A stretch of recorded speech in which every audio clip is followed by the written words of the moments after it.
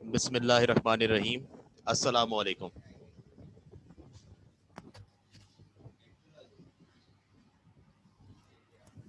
कैसे हैं आप सब? खैरियत से हैं?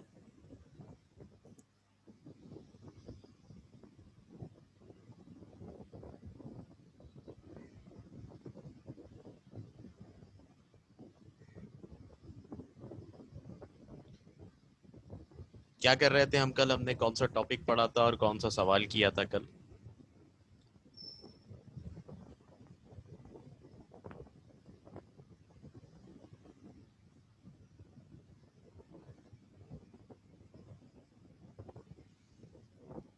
अच्छा जी। 2.4 और 2.4 में हमारे पास जो क्वेश्चन था वो क्वेश्चन नंबर 11 था, कह रहे हैं।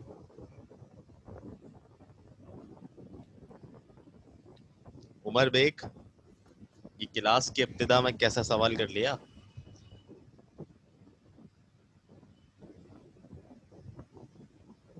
हाँ, मैं ही हूँ, बेफिक्र रहिए।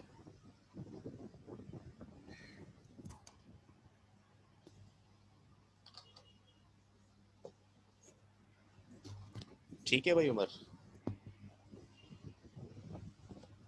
अच्छा बेटा, हमने राइट ट्रायंगल प्रूफ किया था, वो वाले सवाल की बात कर रहे हैं लास्ट टाइम, क्वेश्चन नंबर 11 में। ठीक है, अब इस सिलसिले को हम आगे बढ़ाते हैं और अब हम क्वेश्चन नंबर 12 इसका करते हैं। ठीक है, 12 कॉपी कॉपी करेंगे अब। चलें जी। आज जो मैं आपको पढ़ाऊंगा, इन सवालों के कंप्लीट होने के बाद एक नया टॉपिक है और वो है एंगल फार्मूला। सही है, तो पहले तो हम ये जो हमारा पिछला टॉपिक था उसके जो क्वेश्चंस है वो कंप्लीट कर लें, देन हम आएंगे नए टॉपिक के ऊपर। क्वेश्चन नंबर 12 है,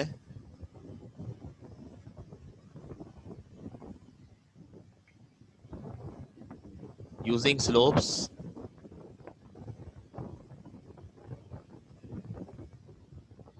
फाइंड द, बेटा 2.1 और 2.2, find the fourth vertex, find the fourth vertex of a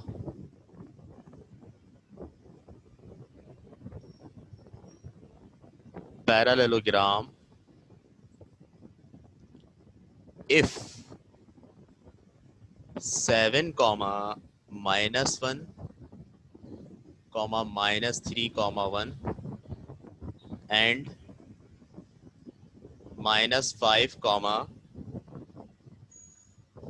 5।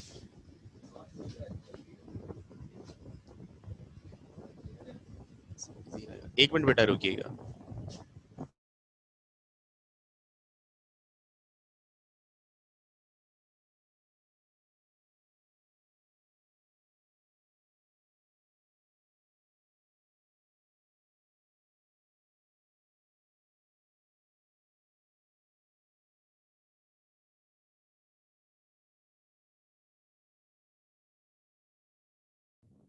अच्छा जी, हम बात कर रहे हैं, 3 पॉइंट्स हैं, 5,5 लिखा और उसके बाद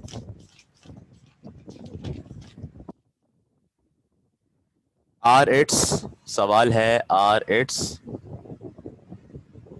3 consecutive vertices, consecutive vertices, इसके consecutive vertices हैं। ठीक है, सॉल्यूशन। बेटा क्या कह रहे हैं सवाल के अंदर? कह रहे हैं यूजिंग स्लोप, आपने स्लोप का कॉन्सेप्ट यूज करना है, कोई और मेथड यूज नहीं करना, क्योंकि मैं बता चुका हूं कि अक्सर सवालात ऐसे हैं जो एक से जायद मेथड से सॉल्व हो सकते हैं, लेकिन यहां पे आपको बाउंड कर दिया यूजिंग स्लोप कह के, कि स्लोप के अलावा कुछ यूज नहीं करना। और फिर क्या करना है? Find the fourth vertex of a parallelogram, parallelogram का फोर्थ वर्टेक्स मालूम करना है। If this and this are its 3 consecutive vertices. ये 3 जो दिए हुए हैं ये उसके 3 कंसेक्यूटिव वर्टिसेस हैं, आपने चौथा मालूम करना है। तो आइए पहले हम बना लेते हैं एक पैरेललोग्राम, और पैरेललोग्राम कुछ यूं बनेगा हमारे पास।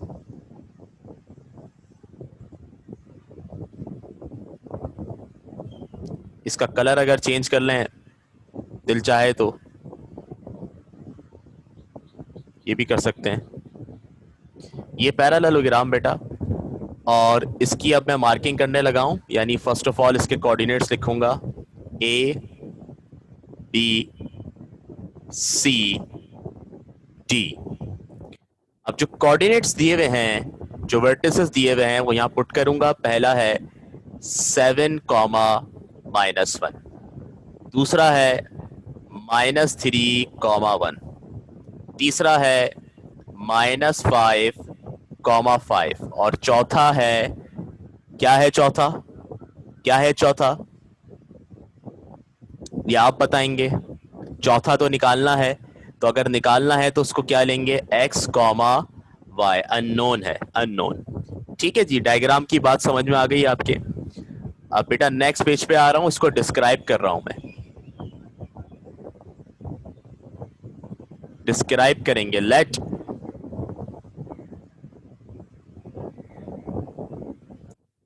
ए, क्या है पहला 7, -1, 7, -1, बी -3, 1, सी -5,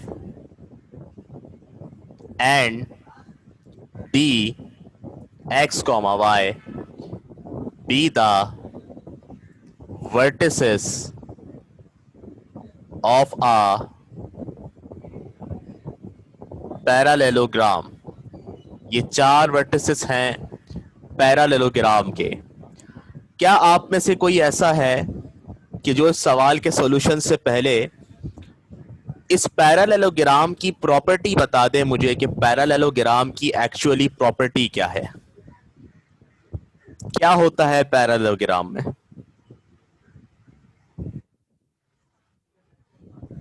इसके हवाले से कोई खास बात कि भाई पैरालेलोग्राम में ये चीज होती है सर, इसकी साइड्स पर कोई कमेंट कर दें, इसके एंगल्स पर कोई कमेंट कर दें। डायगोनल्स वाली बात तो आपको पता है, लास्ट टाइम प्रूफ किया था, डायगोनल्स सेम पॉइंट पर इंटरसेक्ट करते हैं। ठीक है, अच्छा, इसके अलावा दो साइड्स पैरेलल एंड इक्वल होती हैं, बिल्कुल ऑपोजिट साइड्स होती हैं, और वो बिल्कुल ऑपोजिट साइड्स पैरेलल भी होती हैं, इक्वल भी होती हैं। अच्छा, इसके अलावा बिल्कुल सही बात है बेटा, 90 डिग्री कोई एंगल नहीं होता इसके अंदर। ठीक है, उसके अलावा होते हैं। ये सारी प्रॉपर्टीज हैं जो आपको मालूम है। ठीक है, अच्छा जी, अब अगर मैं बात करूं बेटा स्लोप की, कि मुझे स्लोप निकालना है, मतलब स्लोप लगाना है, समझ रहे हो मेरी बात, स्लोप का मेथड लगाना है, यूजिंग स्लोप मुझे इसका चौथा वर्टेक्स निकालना है। तो बेटा उसके लिए सीधी सी हमारे पास कंडीशन बनती है, क्योंकि हमें पता है कि देखो ये जो ए बी है ये किसके बराबर होगा, सी डी के। ए बी और सी डी बराबर होंगे, ऐसा ही है ना, ए बी का स्लोप सी डी के स्लोप के बराबर होगा। अगर मैं ये जुमला कहूं तो गलत होगा या सही होगा? दोनों एक डायरेक्शन में बिल्कुल पैरेलल हैं, और मैंने बताया था whenever two lines are parallel their slopes are equal। whenever two lines are parallel their slopes are equal। m1 equal to m2 पढ़ चुके हो कि नहीं पढ़ चुके हो? तो इस लॉजिक से कि ए बी और सी डी एक दूसरे के पैरेलल हैं, ए बी और सी डी एक दूसरे के पैरेलल हैं, तो ए बी और सी डी का जो स्लोप है वो बराबर होगा, बराबर होगा। ठीक है, पहली चीज। इसी तरह बी सी और ए डी, बी सी और ए डी इन दोनों का भी स्लोप क्या होगा, बराबर, क्योंकि बी सी और ए डी भी आपस में पैरेलल हैं। इन दोनों के पैरेलल होने की वजह से इनके स्लोप्स भी बराबर होंगे। हाँ बिल्कुल है ना, सही कह रहे हैं आप, ऐसा ही होता है। बट बच्चे यहाँ पर जो है हमें स्लोप का कॉन्सेप्ट लगाना है, तो वो स्लोप का कॉन्सेप्ट मैंने बता दिया कैसे लगेगा इस पर। दो पैरेलल एंड इक्वल साइड्स पर लगेगा। बताओ ये बात समझ में आ गई सबको?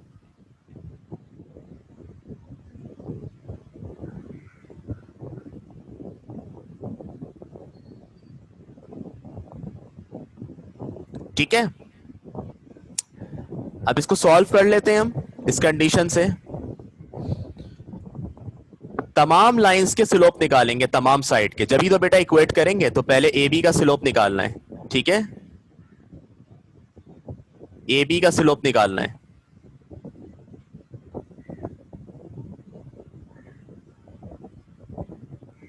For the slope of A B that is M1 नाम दे देते हैं इसको, M1 M2 M3 M4 ऐसे चलेंगे। ठीक है, कौन सा फॉर्मूला लगाएंगे इसके लिए?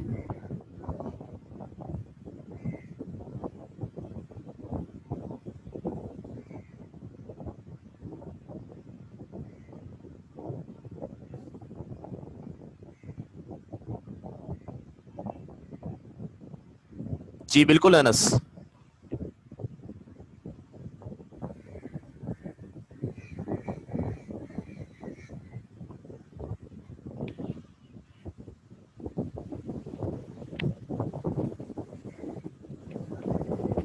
कौन सा लगाएंगे बेटा?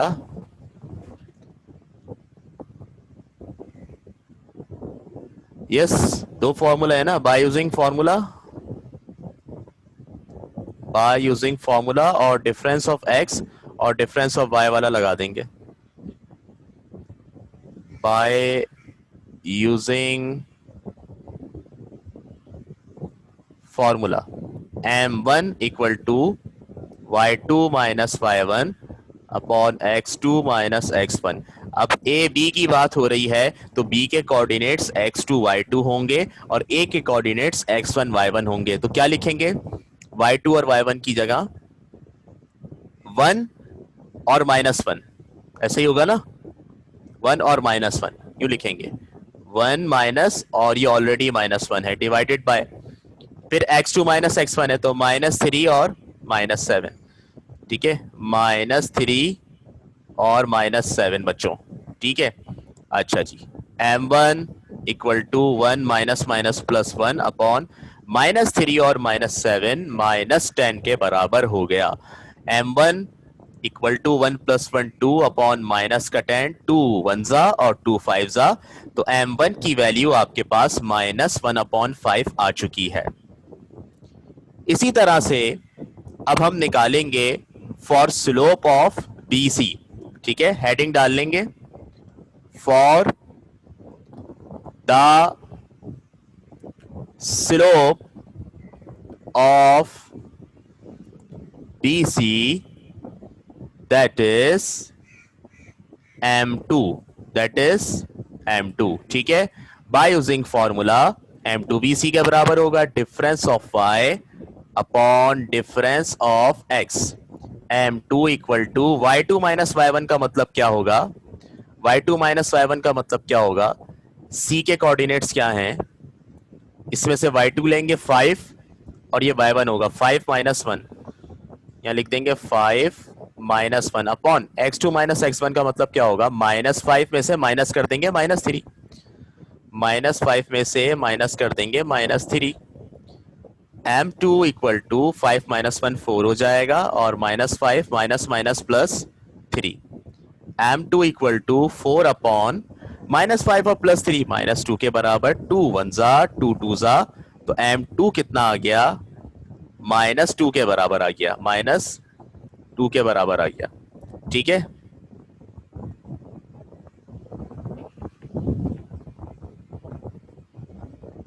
बताएं समझ में आई बात?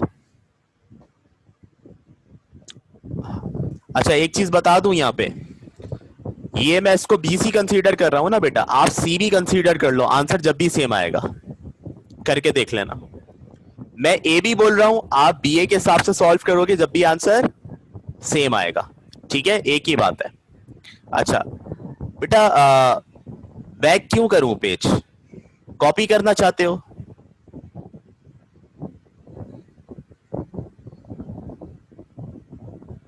कॉपी करना चाहते हो तो फिर मैं आखिर में दिखाऊंगा पूरा स्टार्ट से, देखना चाहते हो तो देख लो, अभी कोई चीज समझ में नहीं आई तो देख लो देख लो। बाकी अगर कॉपी करना है ना तो फिर वो मैं एंड में पूरा दिखाऊंगा, आप उसको जल्दी जल्दी कॉपी कर लीजिएगा। अभी आप सिर्फ समझने पे ध्यान दें।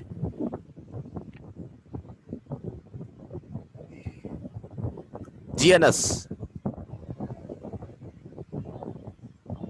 चलो ठीक है। बेटा अब मैं निकालूंगा तीसरा स्लोप।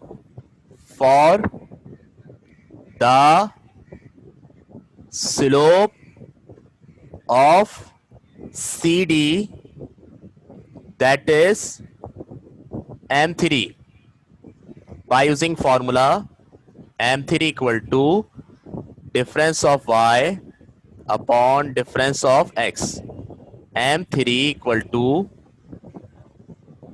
y2 माइनस y1 का मतलब क्या होगा, CD है अब, तो y2 आपके पास y होगा और y1 आपके पास 5 होगा, यानी y में से 5 माइनस होगा, y माइनस 5 अपॉन, इसी तरह x2 माइनस x1 क्या होगा, x और माइनस 5, तो x में से माइनस करेंगे माइनस 5, ठीक है।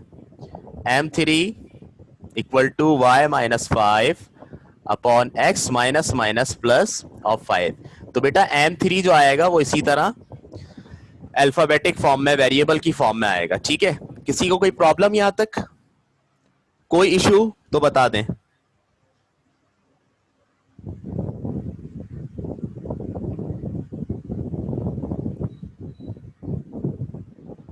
इक्वेशन तो बनेगी, इक्वेशन अभी थोड़ी बनेगी, पहले M4 निकालेंगे, फिर दोनों को कंपेयर करेंगे, दोनों साइड को, पैरेलल साइड्स को, इक्वल साइड्स को, तो जाके इक्वेशन बनेगी, ठीक है।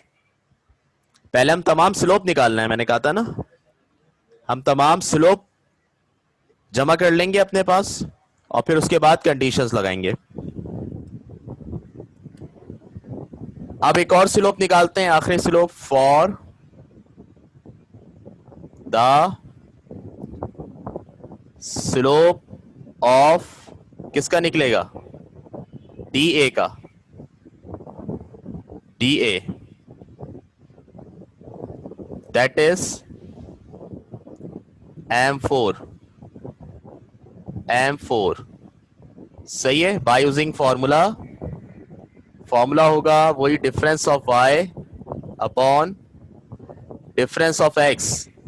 M4 equal to y2 minus y1 का मतलब क्या होगा, अब a जो है वो फाइनल पॉइंट है तो उसके कोऑर्डिनेट्स x2 y2 होंगे, तो y2 आपके पास -1 होगा और y1 y होगा, -1 और y, -1 माइनस y अपॉन, फिर x2 और x1 की बात करें तो 7 और x, 7 माइनस x, ठीक है, ये आपके पास हो गया, सही है। चारों स्लोप आ गए, अब हम कंडीशन लगाएंगे। मुझे बताएं पहले कौन सी दो साइड पैरेलल है, ए बी और सी डी, ए बी और सी डी पैरेलल है ना, तो हम सेंटेंस क्या लिख रहे हैं यहां पर, हम सेंटेंस लिख रहे हैं, since A B and C D are parallel, क्योंकि ए बी और सी डी पैरेलल हैं तो क्या होगा, स्लोप ऑफ ए बी बराबर होगा स्लोप ऑफ सी डी के, ए बी का स्लोप सी डी के स्लोप के बराबर होगा। तो ए बी का स्लोप कितना है, ए बी का स्लोप क्या माना था हमने, M1, M1 माना था, तो इसकी जगह क्या लिख देंगे अब, M1 equal to C D का स्लोप क्या माना था हमने, M3, तो क्या लिख देंगे, M3, M1 बराबर आ गया M3 के। अब M1 और M3 की वैल्यू पुट करेंगे, M1 की वैल्यू क्या है हमारे पास, -1/5, तो -1/5 यहां पर पुट कर दिया, इक्वल टू, फिर इसी तरह से जो M3 की वैल्यू होगी वो M3 की वैल्यू यहां पर पुट करेंगे, तो M3 की वैल्यू क्या है, ये है y minus 5 upon x plus 5, यहां लिख दूंगा y minus 5 upon x plus 5, अब क्या होगा, अब क्या होगा इसमें, अब क्रॉस मल्टीप्लीकेशन होगी, x प्लस 5 -1 के पास जाएगा, -1 इंटू एक्स प्लस 5, और ये 5 y -5 के पास जाएगा, तो 5 इंटू वाई -5 हो जाएगा। आप जानते हैं कि -1 जब मल्टीप्लाई होता है तो सबके साइन चेंज कर देता है, ठीक है। ये हो जाएगा -x और -5, इसी तरह से 5 दोनों से मल्टीप्लाई होगा तो हो जाएगा 5y -5 5 25। अब क्योंकि हमें एक इक्वेशन बनानी है तो हम क्या कर रहे हैं, -x -5, ये प्लस का 5y इधर आके -5y, और माइनस का 25 इधर आके +25, और इधर बचेगा 0। अच्छा, -x लिखा पहले, फिर उसके बाद दूसरा वेरिएबल लिख लिया -5y, और नंबर्स को एक साथ लिखेंगे, 25 -5 20।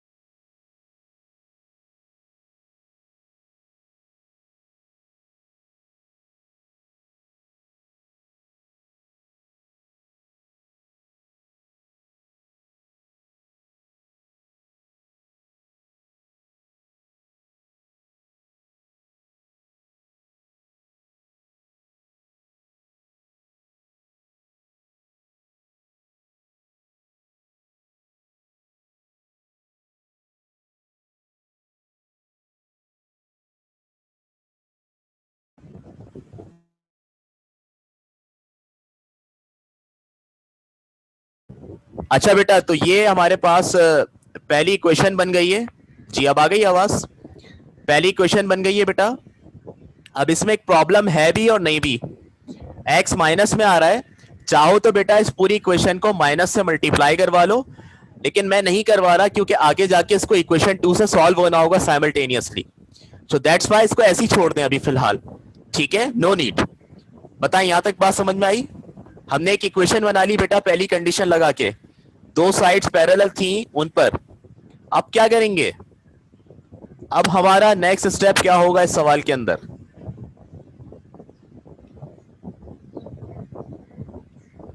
What will be our next step?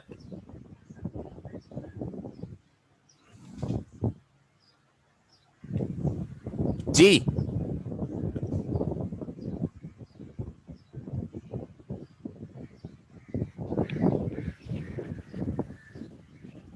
बाकी दो साइड भी तो ऐसी हैं जिनको कंपेयर कर सकते हैं। कौन कौन से? AD और BC का स्लोप, तो यहां पर हम लिखेंगे सिंस AB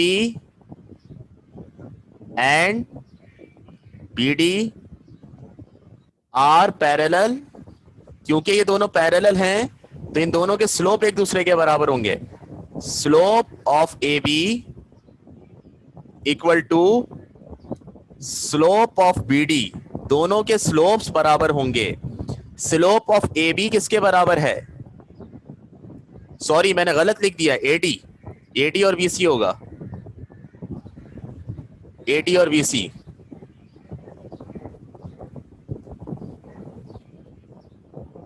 अब हम इनकी बात कर रहे हैं ना, तो AD और BC होगा, AD एंड BC, यहां पर भी यही आएगा, AD और BC। बेटा AD का स्लोप कितना लिया हुआ है हमने, किसके बराबर लिया हुआ है AD का स्लोप? AD बोलो या DA बोलो, M4 के बराबर है। क्या कह रहे हो अनस? हाँ ठीक है, वही लिख दिया। AD का स्लोप किसके बराबर लिया हुआ है हमने? M4 के बराबर, M4 के बराबर, तो यहां आ जाएगा M4।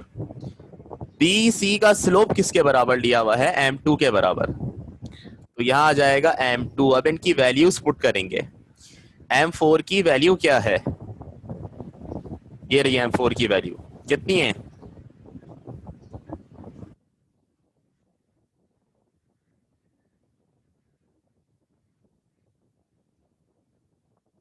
-1 -y अपॉन 7 -x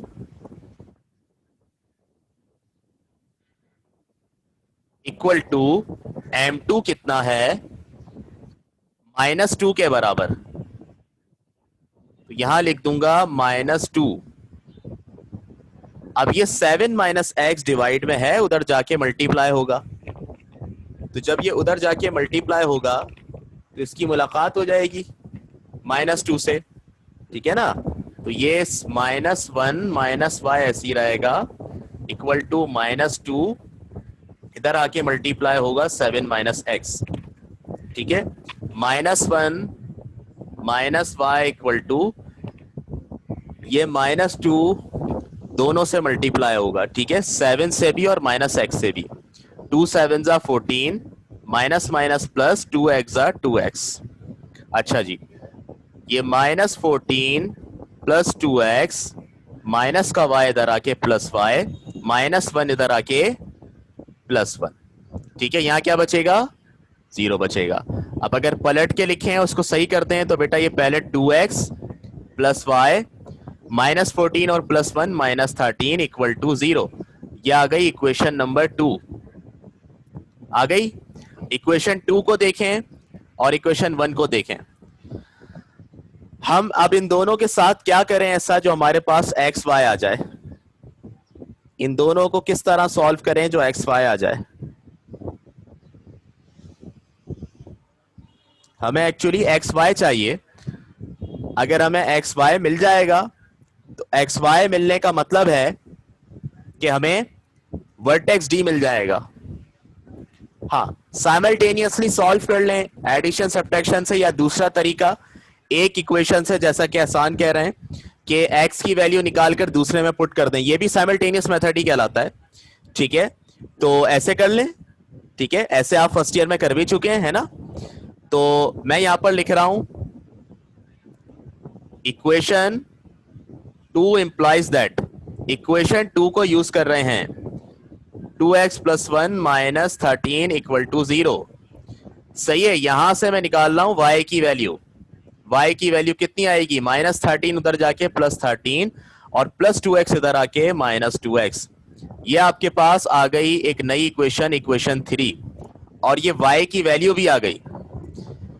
अब इस y की वैल्यू को 13 - 2x को उठा के पुट करेंगे इक्वेशन नंबर 1 के अंदर। तो हम यूं लिखेंगे, now equation 1 becomes, now equation 1 becomes, पहले इक्वेशन 1 लिख लें, क्या है? -x -5y + 20 equal to 0। -x -5y + 20 equal to 0, +20 equal to 0, ठीक है। अच्छा, अब y की वैल्यू क्या आई है? 13 - 2x, वो इसमें पुट करेंगे। -x -5, y की जगह 13 - 2x प्लस का 20 इक्वल टू 0। -x, ये -5 13 से मल्टीप्लाई होगा तो क्या हो जाएगा? 65, माइनस का 65 और माइनस माइनस प्लस 5 2 ज़ा 10x प्लस 20 इक्वल टू 0, ठीक है। 10x में से x माइनस करेंगे 9x हो जाएगा, और -65 + 20 कितना हो जाएगा? -45 इक्वल टू 0। ये 9x ऐसी रहेगा, -45 राइट पे जाके हो जाएगा +45। मुझे x निकालना है, 9 मल्टीप्लाई में इधर आके डिवाइड हो जाएगा, 45 अपॉन 9, 9 1 ज़ा 9, 9 5 ज़ा 45, तो x कितना आ गया? 5 के बराबर। अब x अगर 5 आ गया है तो इस 5 को आप उठा के किसी भी इक्वेशन में पुट कर दें, आपके पास y आ जाएगा, ठीक है। तो मैं इसको इक्वेशन 3 में पुट कर रहा हूं, putting x equal to 5 in equation number 3। Equation 3 क्या है? y equal to 13 - 2x, y equal to 13 minus 2x, x की जगह 5, y इक्वल टू 13 माइनस 2 5 ज़ा 10, और ये y कितना आ गया 3। तो ये x और y आ गए बेटा, समझ में आ रही है बात? x और y आने का मतलब क्या है, क्या आ गया ये हमारे पास?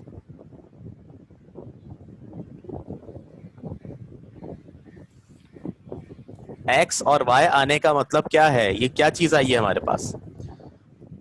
किस चीज के कोऑर्डिनेट्स आ गए? वर्टेक्स डी के। तो हम यहां लिख देंगे the fourth vertex of the parallelogram is D, x की जगह 5 कॉमा वाई की जगह 3। ये आंसर हो गया, सही है। इस तरह हमने पैरेललोग्राम का फोर्थ वर्टेक्स निकाल दिया by using the concept of slope. बेटा कोई सवाल?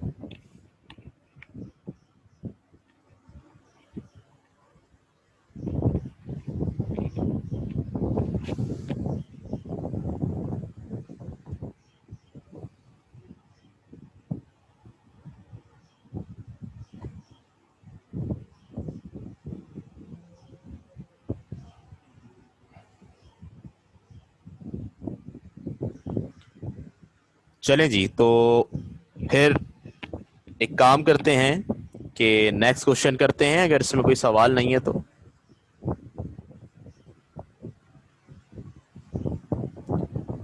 अच्छा मैं बैक कर देता हूं, लीजिए एक एक करके स्क्रीनशॉट।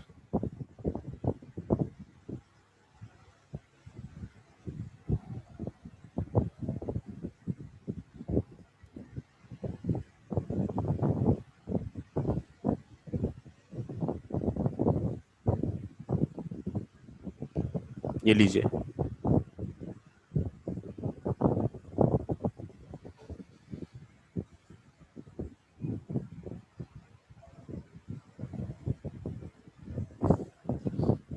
नेक्स्ट।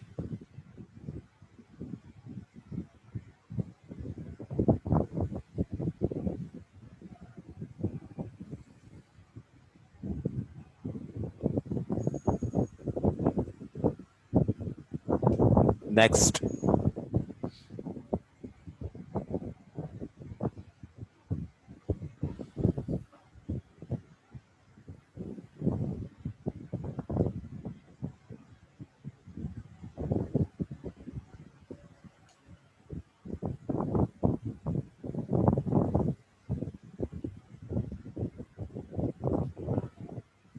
ओके बेटा, question number 13।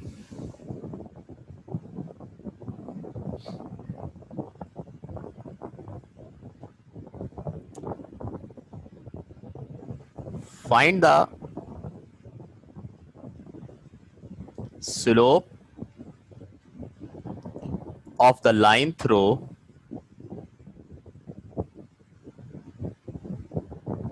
the midpoint of the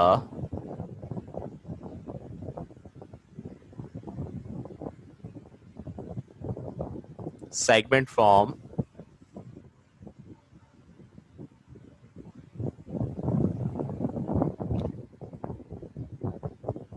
A minus 4 comma 4 to B 2 comma 2, and the point which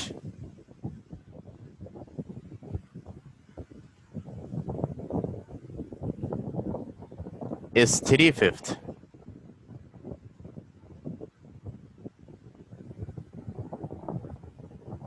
the way from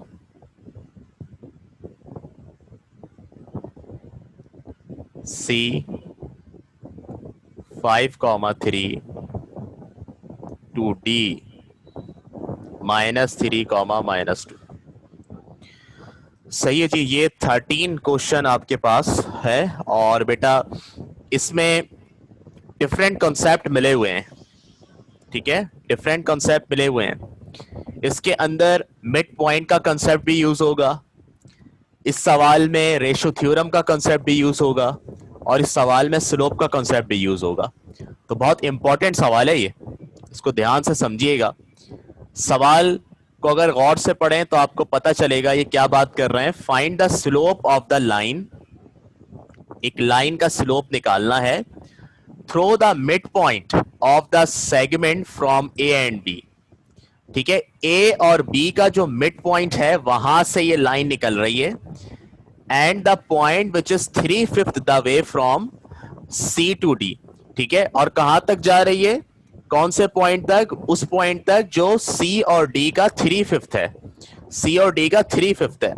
जब भी हमें इस तरह करके देते हैं 3/5 वगैरह ये तमाम चीजें, तो ये क्या होता है आपके पास, ये रेशो होता है ना। तो बेसिकली ये रेशो दिया हुआ है आपको। अब मैं पहले दो ज्वाइन बना लेता हूं, जो दो ज्वाइन उन्होंने बोले हैं। एक उन्होंने बोला है ए और बी का ज्वाइन,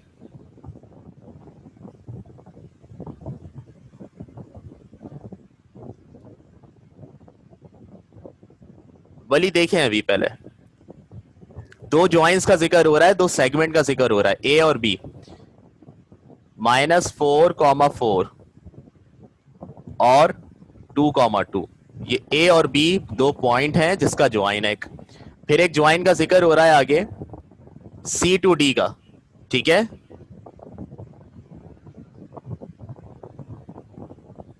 सी टू डी, सी कितना है 5,3 और डी कितना है -3, -2, -3, -2। सही है जी। अच्छा, अब गौर अगर करें तो इस सवाल में कह रहे हैं find the slope of the line through the mid point of the segment from A to B. ये पंच लाइन है, आपने एक ऐसी लाइन का स्लोप निकालना है जो कहां से थ्रो हो रही है, कहां से निकल रही है बेटा, through the mid point of the segment, एक सेगमेंट के मिड पॉइंट से। किस सेगमेंट के मिड पॉइंट से, उस सेगमेंट के मिड पॉइंट से जो ए से बी तक है। समझे बात, ए से बी तक जो सेगमेंट है उसके मिड पॉइंट से ये लाइन निकल रही है। सही है। अच्छा, and the point which is 3/5 the way from C to D. ठीक है, और वो पॉइंट जो 3/5 है कहां से कहां तक, सी टू डी का, सी टू डी जो लाइन सेगमेंट है उसके 3/5 तक है ये। तो बेटा 3/5 कहीं ना कहीं होगा, मैंने यहां पर बना लिया इसको। ठीक है, इसको मैं यहां पे शो कर देता हूं 3/5 को। ये 3/5 हो गया, ये इसका मिड पॉइंट हो गया। बेटा ए और बी जो सेगमेंट है, ए बी सेगमेंट, उसके मिड पॉइंट का जिक्र है और सी और डी जो है उसके 3/5 का जिक्र है।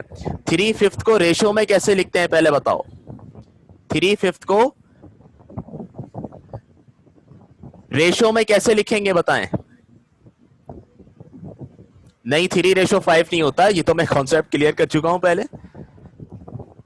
3 लिखा हुआ है तो आप लिखेंगे 3 रेशो, दूसरा नंबर क्या है 5, 5 में से 3 माइनस कर देंगे, 5 - 3 2, इस तरह लिखते हैं। 3/5 का मतलब 3/2 है। सही है। तो अब वो जो लाइन है, वो जो लाइन है वो ए बी के मिड पॉइंट से निकल रही है और कहां जा रही है, सी डी के इस रेशो की तरफ। ठीक है, तो बेटा ये दो पॉइंट आ गए आपके पास, इसको एक्स नाम दे दें और इसको वाई नाम दे दें। ठीक है, या एक्स और वाई नाम ना दें, पी क्यू नाम दे दें। मैंने नाम दे दिया इसको पी और इसको नाम दे दिया क्यू। ठीक है, पी के कोऑर्डिनेट्स भी एक्स कॉमा वाई होंगे क्योंकि जाहिर सी बात है मिड पॉइंट है, और क्यू के कोऑर्डिनेट्स भी एक्स कॉमा वाई होंगे क्योंकि ये पॉइंट ऑफ डिवीजन है। ठीक है भाई साहब, ये 3/5 है 3/5 है। 3/5 का मतलब होता है 5 में से 3 हिस्से। किसी सेगमेंट के 5 हिस्से हैं, 5 में से 3 हिस्से 3। तो पहले 3 लिखेंगे, इसकी ट्रिक बताई थी मैंने। ठीक है, पहला जो नंबर है उसको ऐसे ही लिख देंगे, फिर रेशो बनाएंगे, दूसरे वाले में से पहले वाला माइनस कर देंगे। 5 - 3 2, ऐसे बन जाएगा 3/2। और अगर लॉजिकली समझना चाहो तो 3/5 का मतलब है 5 में से 3 हिस्से अलग कर दो। तो जब 5 में से 3 हिस्से अलग कर दोगे कितने बचेंगे? 2 बचेंगे, वो 2 रेशो के बाद लिखेंगे। इस तरह 3/2 आया है, ये स्टार्ट में बता चुके थे आपको। सही है।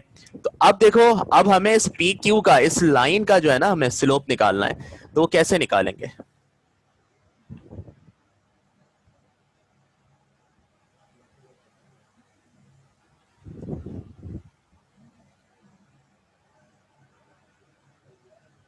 किस तरह निकलेगा?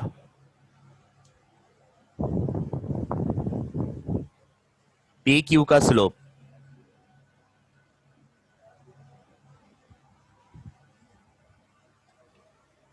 जी हाँ।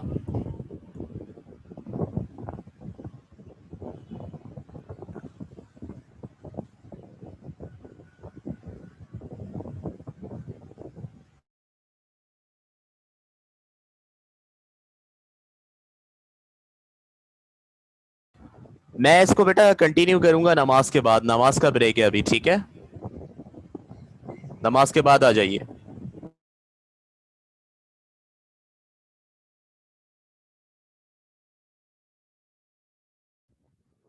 जी बेटा, वी आर बैक।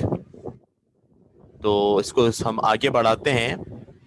हमने इसमें डिसाइड किया था कि हमें एक ऐसी लाइन का स्लोप निकालना है कि जो लाइन ए बी का मिड पॉइंट है और सी डी का एक रेशो है। ए बी का मिड पॉइंट है और सी डी का रेशो है। ठीक है, ये चीज हमने डिस्कस की थी।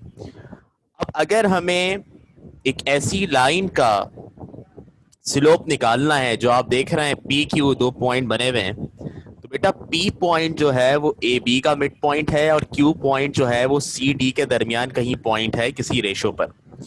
तो पहले हमें क्या करना पड़ेगा, क्योंकि हमारे पास जो फॉर्मूला होता है स्लोप निकालने का, उस स्लोप के फॉर्मूले में 2 पॉइंट्स की जरूरत होती है, लेकिन हमारे पास इस वक्त दोनों पॉइंट मौजूद नहीं हैं। तो हम बारी बारी पहले तो ये पॉइंट्स निकालेंगे, और फिर जब हमारे पास ये पॉइंट्स आ जाएंगे तो फिर हम वो फॉर्मूला लगा के कोऑर्डिनेट्स वाला स्लोप निकाल लेंगे। ठीक है? अच्छा जी। तो अब हम लिखते हैं यहां पर इसकी वर्डिंग, और फिर इसको स्टार्ट करेंगे mathematically. Let A B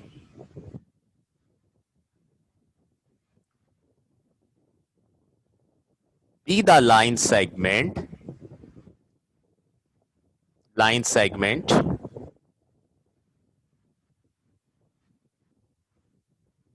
and CD be the another line segment.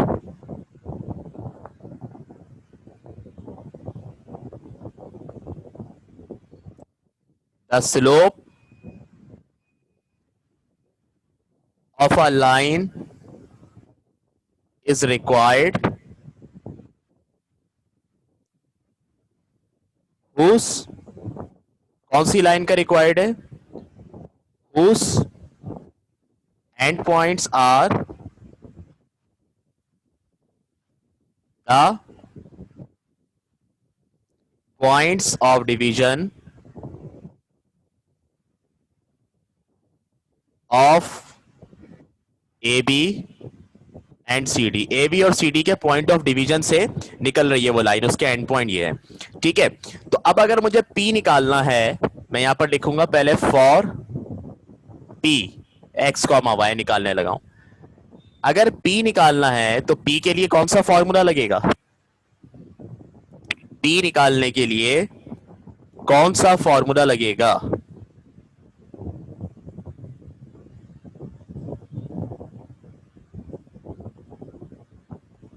जी जनाब।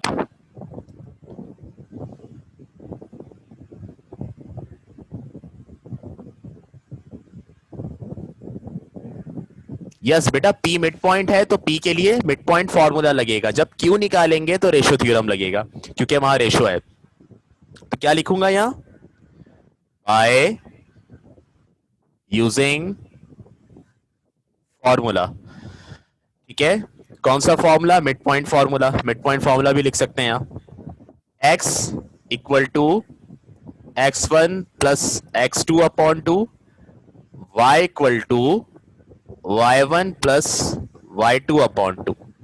ठीक है, x equal to x1 x2 क्या होगा, x1 x2 आपके पास a और b के कोऑर्डिनेट्स होंगे, यानी x1 -4 हो जाएगा और x2 2 हो जाएगा, -4 और 2, -4 प्लस 2 अपॉन 2।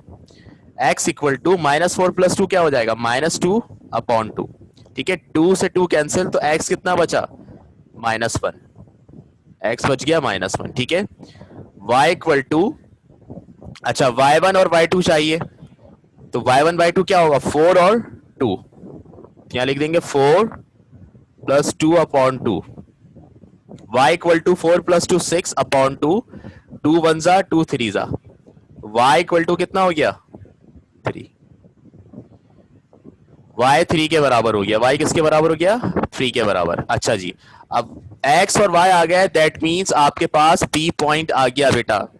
p पॉइंट के बाद अब हम क्या निकालेंगे, पॉइंट q निकालेंगे। ठीक है, पॉइंट q, तो हम लिखेंगे for q x comma y, q निकालना है। ठीक है, अब q के लिए कौन सा फॉर्मूला लगेगा,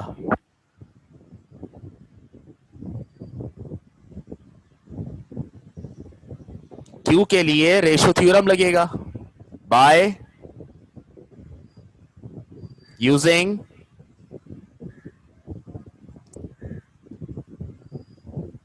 रेशो थ्योरम।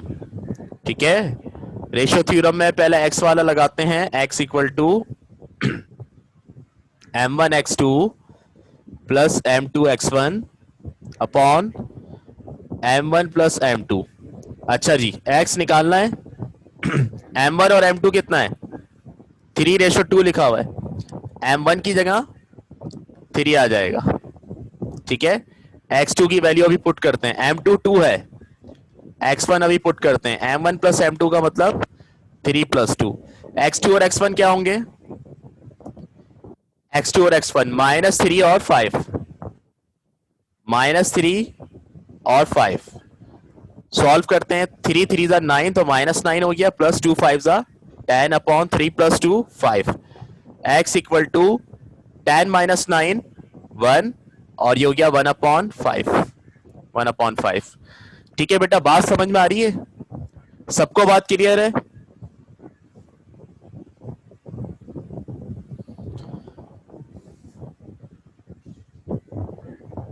अब y निकालना है मुझे, y के लिए y वाला रेशो थ्योरम,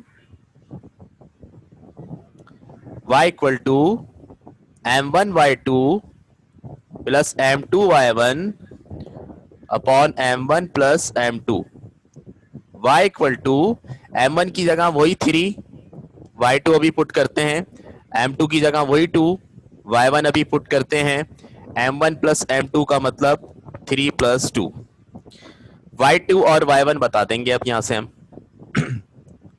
-2 और 3,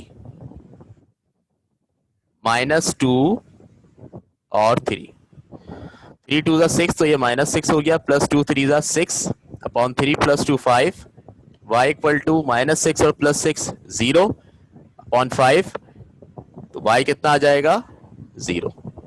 ठीक है, तो अब आपके पास x और y आ गए, या आपके पास पॉइंट आ गया, यहां पर मैं मेंशन कर दूंगा p point, p x comma y equal to p x की जगह -1, y की जगह 3। इसी तरह यहां पर भी पॉइंट मेंशन करूंगा मैं, जो q निकाला है अभी, क्या लिखेंगे, q x comma y equal to q, x क्या है हमारे पास 1/5, कॉमा y क्या है हमारे पास 0। ठीक है, चलें जी, ये q और p आ गए, अब आपके पास q और p आ गए, तो p q का आपने स्लोप भी निकालना है, अब स्लोप कैसे निकालेंगे इसका? बासानी निकाल सकते हैं, लिख देंगे फॉर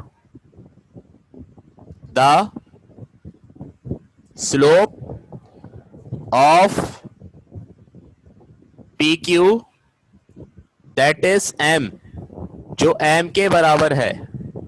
ठीक है, इसका स्लोप निकालने लगे हैं। तो अब हम यहां यूं लिखेंगे, by using formula slope M बराबर होता है y2 minus y1 upon x2 minus x1 के, difference of y upon difference of x। ठीक है, पी क्यू है आपके पास, m इक्वल टू, अब बताइए मुझे y2 और y1 क्या होंगे? y2 कितना होगा?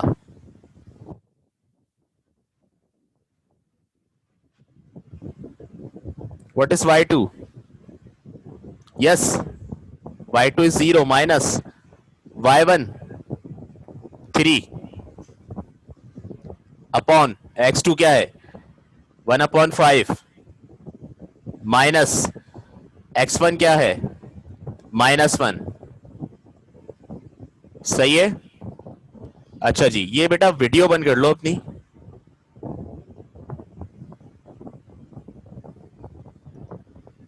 m इक्वल टू ऊपर -3 upon 1/5 minus minus plus 1, m equal to -3 upon, ये 1 के नीचे 5 है और इस 1 के नीचे 1 है, तो 5 और 1 का एलसीएम 5 आएगा, क्रॉस मल्टीप्लाई होगा, 1 बन जा 1 प्लस 5 बन जा 5, m equal to -3 upon 1 plus 5 6 upon 5, m equal to, ये -3 ऐसी रहेगा, डिवाइड को मल्टीप्लाई में चेंज करेंगे तो 6/5 क्या बन जाएगा 5/6, 3 वन जा और 3 टू जा, तो m कितना आ गया -5/2, m आ गया -5/2। ये हमने स्लोप निकाल लिया जो हमें निकालना था बेटा।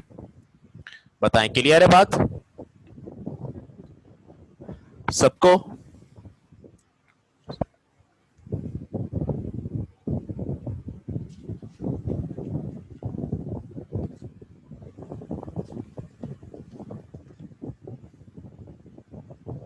हाँ भाई, कोई सवाल?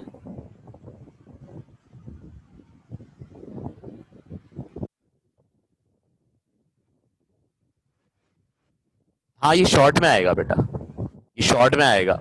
लॉन्ग में तो ज्यादातर आपके पास 7 और 8 के क्वेश्चंस मिलेंगे आपको, इंटीग्रेशन के मिलेंगे आपको, चैप्टर 7 और चैप्टर 8 के जो क्वेश्चंस हैं, सर्कल और हमारे पास पैराबोला, एलिप्स एंड हाइपरबोला जो होता है।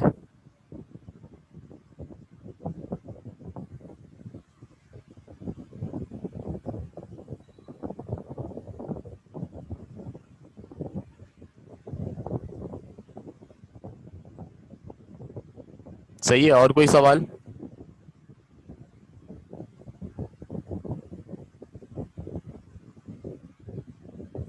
3:2 समझ में नहीं आया बेटा। देखो, 3/5, 3/5 का मतलब क्या है कि 5 में से 3 हिस्से, एक लाइन है मिसाल के तौर पर, उसके मैंने 5 हिस्से कर दिए। ठीक है, 1 2 3 4 5, 1 2 3 4 5 हो गए 5 हिस्से। अब 3/5 का मतलब है कि 5 में से 3 हिस्से जहां पर आ रहे हैं ना, वहां मार्क लगा दो, वहां से डिवाइड कर दो।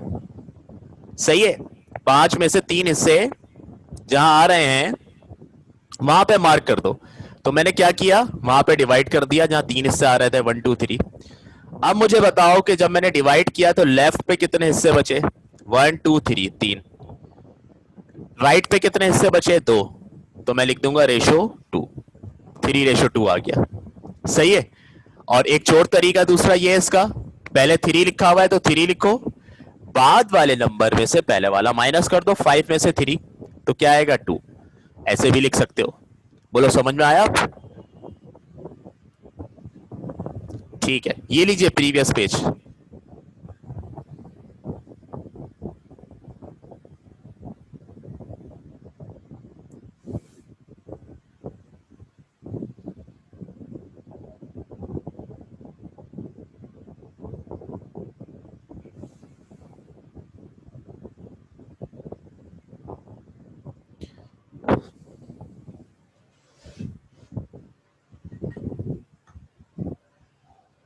अब नया टॉपिक स्टार्ट करना है हमने।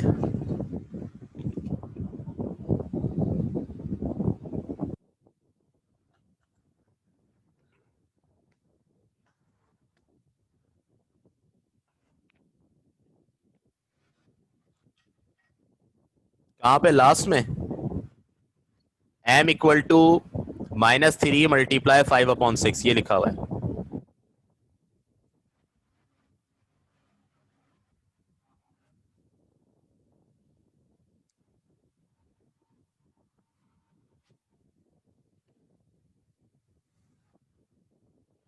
ठीक है बेटा, नई बात करूं फिर मैं आपसे, जो मुझे आज आपको एंगल फॉर्मूला बताना था।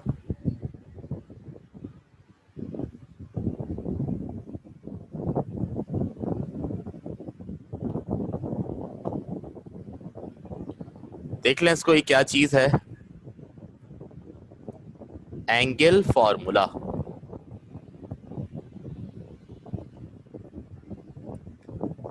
जाहिर सी बात है, एंगल फॉर्मूला है तो उससे एंगल ही निकालेंगे।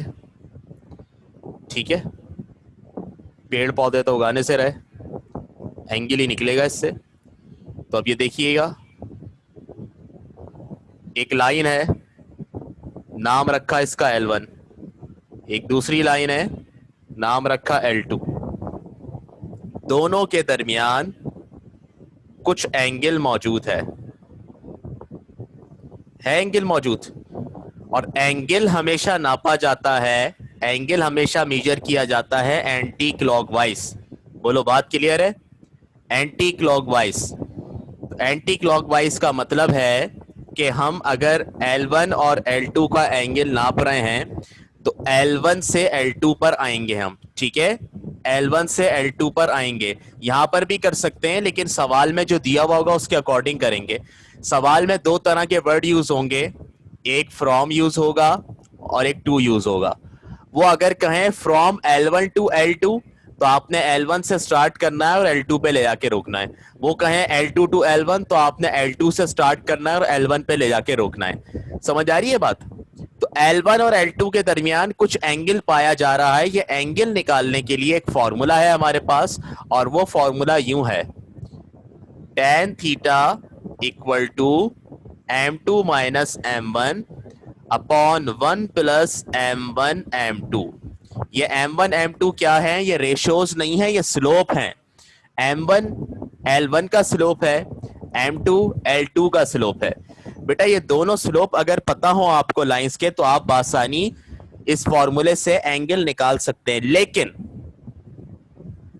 एक बहुत अहम बात, ऊपर लिखा है m2 माइनस m1, जरूरी नहीं है कि ये हमेशा m2 माइनस m1 रहे, ये कभी m1 माइनस m2 भी होगा। तो इसका मतलब ये हुआ फॉर्मूला याद नहीं करना, फॉर्मूला समझना है। बेटा ये पीक देखो, इसकी चोंच देखो, ये जो एरो मैंने बनाया है, ये एरो जाके कहां रुक रहा है? कहां रुक रहा है जाके? कहां रुक रहा है?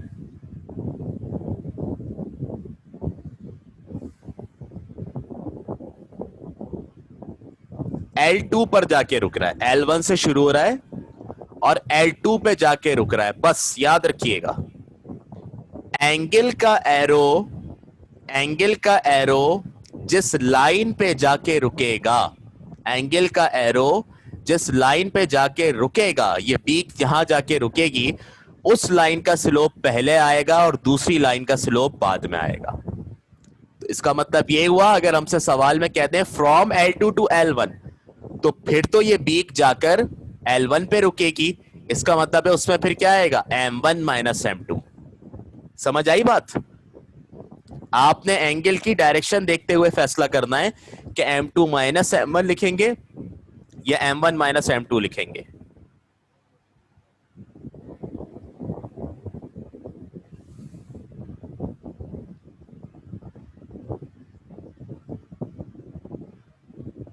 बेटा दो लाइंस हैं L1 और L2, एंगल शुरू हो रहा है starting from L1 and ending to L2। L1 से L2 की तरफ बन रहा है।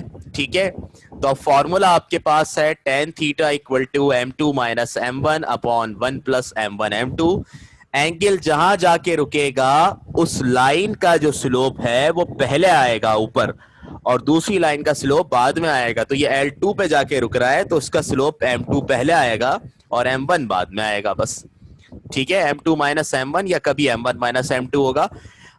It is depending on the direction of angle, के एंगल की डायरेक्शन कहां पर है। ठीक है, किधर जाके रुक रहा है एंगल, नीचे का सेम रहेगा ऐसी।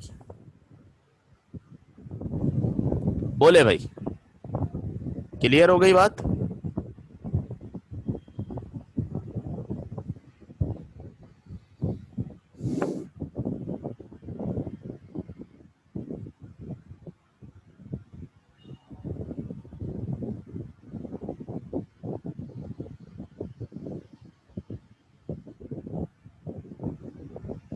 अच्छा जी,